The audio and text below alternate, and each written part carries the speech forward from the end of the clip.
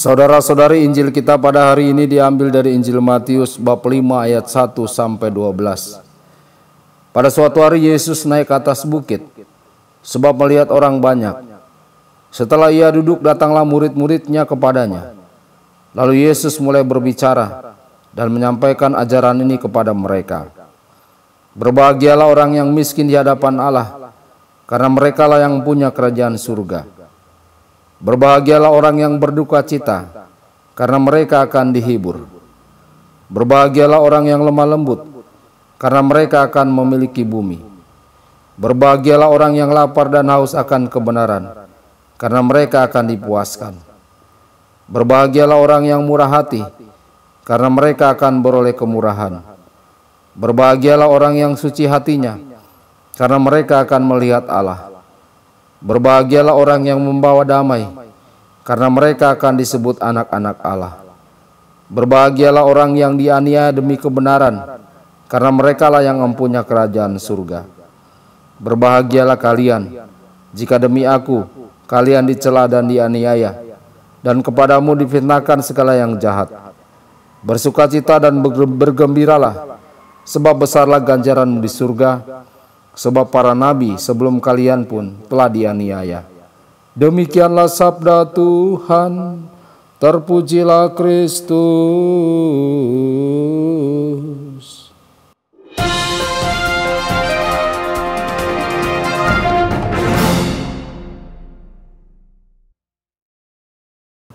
Saudara dan saudari terkasih dimanapun Anda berada, jumpa lagi dengan saya Romo Tedens dalam saluran Warta Kabar Sukacita.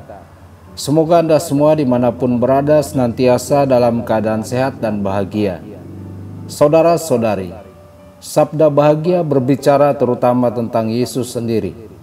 Yesus adalah model kita, norma hukum baru. Di dalam Yesus kita melihat kemiskinan yang meskipun kaya mengosongkan diri demi kita. Siapa yang lemah lembut kalau bukan Yesus yang berkata, "Belajarlah padaku karena aku lemah lembut dan rendah hati." Yesus penuh belas kasihan, tidak seperti yang lain, mencari domba yang hilang, yaitu manusia yang tersesat.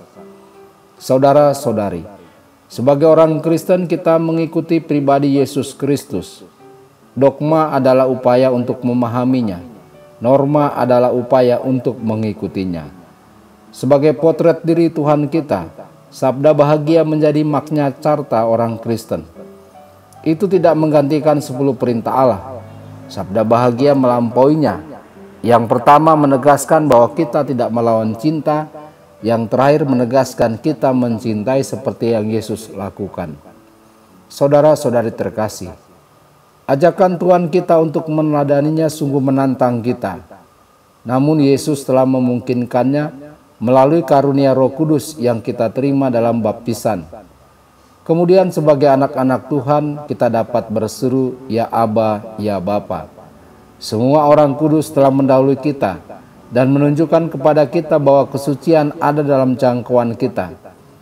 Kekudusan hanyalah membiarkan kasih karunia yang telah ditanamkan Allah dalam diri kita melalui baptisan untuk tumbuh dan berkembang. Tidak ada situasi atau keadaan yang dapat mencegah rahmat Tuhan bekerja dengan kuat dalam jiwa yang taat. Orang-orang kudus dari segala usia dan semua lapisan telah mencontoh jalan tersebut. Teladan dan doa mereka adalah bantuan yang kuat dalam perjalanan kita sendiri. Kita tahu bahwa kita bisa masuk surga karena mereka. Mereka membentengi kita dalam kebajikan teologis yakni harapan. Saudara-saudari terkasih, dalam khotbah di bukit ajakan Yesus tentang diberkati adalah ajakan untuk bersukacita. Namun sukacita Yesus menempatkan sukacita dunia di atas kepalanya. Kita ingin menghindari ketidaknyamanan dan rasa sakit dengan cara apapun. Yesus berkata, "Berbahagialah kamu ketika mereka menghina dan menganiaya kamu. Bersukacitalah dan bergembiralah karena upahmu besar di surga."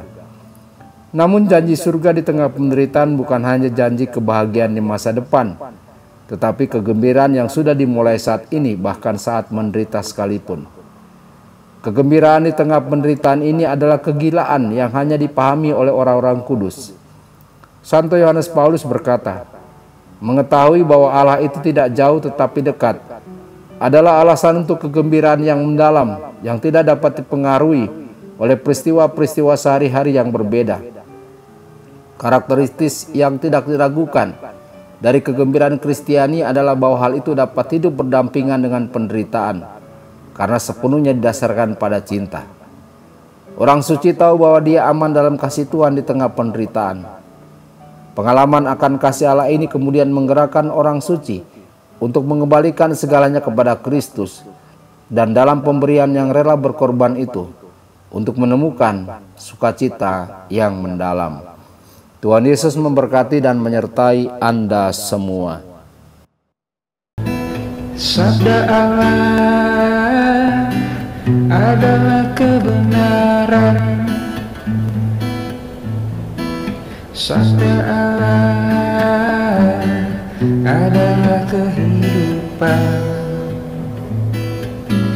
Mari kita mencintainya, mari kita menghayatinya. Ya Tuhan yang ku muliakan, sabda